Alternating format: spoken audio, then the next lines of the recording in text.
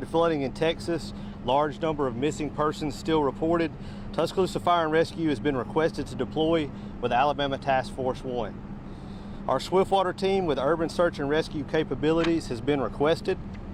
At this time, Texans are facing severe challenges due to the recent weather events.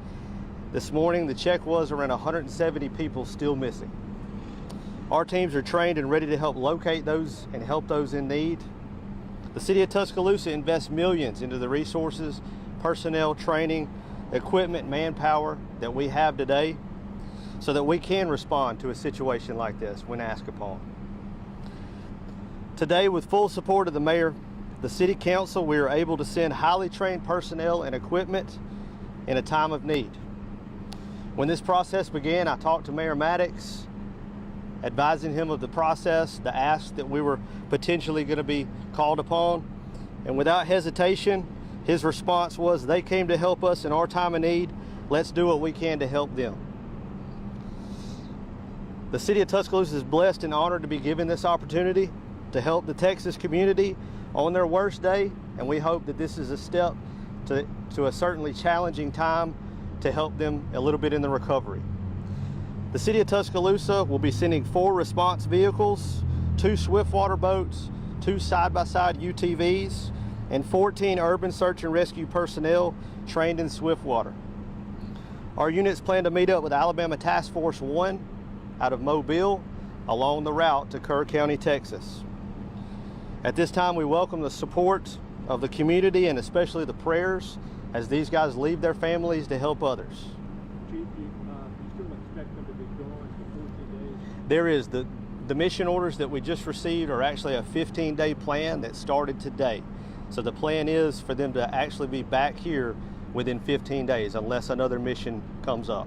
Part of the press release says operational needs. Does that mean that they can stay longer depending on what happens when you do? That's a planning decision, and that's going to be the authorities in Texas are going to establish that planning decision, and so that's continually reevaluated day after day of what those needs are. Is there a number amount about how much has went into these resources that the City of Tuscaloosa? The plan that was put together monetarily was around $700,000 is what we're looking at, and that would just be covering overtime, the resources, the equipment, some of those things to get these guys out of town. I know today was the end of that, was going to be the end of that 72-hour hold. Tell me just what it means to get to them. Well, I think it's a big thing for all these guys that stand behind me right here. They train day in, day out. This is not something that they started this week training for or preparing for. These guys have been working their entire careers to get to this point, and to have this opportunity is big for us as a department.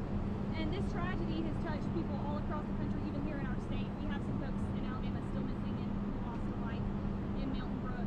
Just tell me what it means for these guys to get to be a part of that to help. Well, and you know, I think we discussed the local people that are missing, but this is one thing that hits home to a lot of guys that were involved in the tornadoes that have come through here, and so it is a personal thing for us. This is a lot of these guys have actually seen other people come into our town to help, and so it's an exciting time. It's one of those things that these guys, it's a calling that they've had their whole career to get an opportunity like this. Is this these guys' first time being able to deploy out of Alabama to help with the natural disaster? It is not. There's been some times before. This is the biggest operation to date within the past few years. How did the selection process go? Did they volunteer, or was this based on ranking, or how did that go? This is one of those things that over their career they have done training, been at different things, and they've prepared for this. So this is not just, hey, who can go? These guys are trained. They've gone through multiple different classes, deployment drills, you know, weekly training on some of this equipment to prepare them for this. So these are guys that are highly trained, and we wouldn't be sending them out of town if we didn't believe in them. Is Tuscaloosa prepared to send more if needed?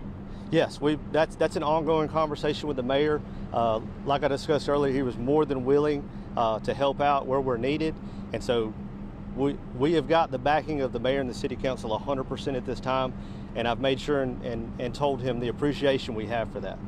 You said on Tuesday this week there was a high probability that this guy would get the call. You got the call today. At what time? And how did it go down?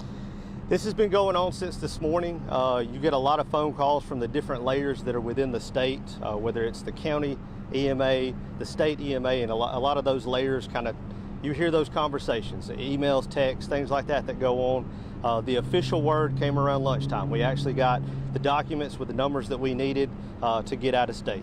And so that's what's required before we're able to go wheels up and get out of here. We have had, since we were on alert day one, we have had things packed up. These guys have actually been in and done some additional training to get them ready for this response. I know that some of the floodwaters have kind of resided, but there's still a lot of debris. Talk a little bit about the difficulties. There is. There are still water issues that are there. We're not sure what the forecast is going to look like and how many days that they're going to be there, what they're going to encounter, but there's still a chance of some of that water rescue scenarios. A lot of the debris and things like that just make it very difficult to even find victims. And so that's what these guys are trained in with the equipment that we have. That's what they'll be focused on. Is there any way the community can support these guys while they're deployed in Texas or when they come back home after this is over? I think this is one of those things that like I said in the press briefing, we always welcome the support, especially the prayers, that as these guys leave their families aren't on hold, right? I mean, kids still have things to do, ball games, issues like that. And so families are going to have to take up that as these guys are gone. And so just those prayers and especially their safe travels to get where they're going. And tell us just a little bit about some of these guys on the team. I can see that you've got 14 of them here. I know some of them have been doing this for years and years, and some of them look very young. Right. And these are guys ranking everywhere from captain all the way to firefighter. And so we have all ranks represented here. Some of those will be team leaders, which are your higher ranked guys that have those seasoned experience at doing some of this. And so they will be the team leaders. This team right here will be broken up into 3 different teams. And so we have captains, lieutenants, sergeants, and also firefighters here. Collectively, I guess they have over 100 years of experience in this kind of stuff. Right, I would say at least 100 years between this right here. I haven't done the math on it, but enough experience. And like I said before, these guys are going out of town because we believe in them. I was going to ask, can you explain maybe a little bit about what the day-to-day process will look like while they're gone, like what they'll be doing hour by hour, day by day? That's one of those things that until you actually get to deployment and actually on site, you don't know what they're going to be doing. Now, every morning they'll be checking equipment, getting their resources ready, and they'll be planning sections and things like that go through to look at what areas were covered on a specific day. And so they may be assigned different regions or different missions within that.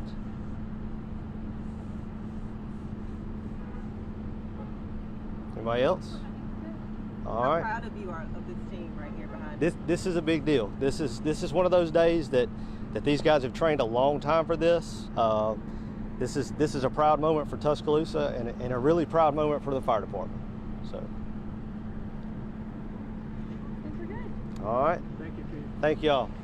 We're gonna have a team meeting inside.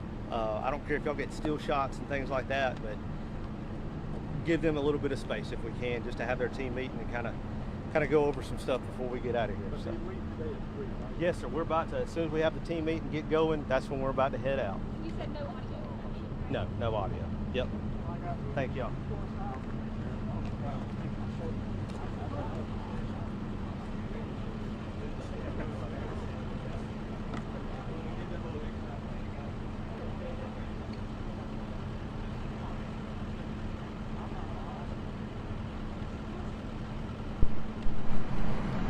They're leaving at 3, right? Huh?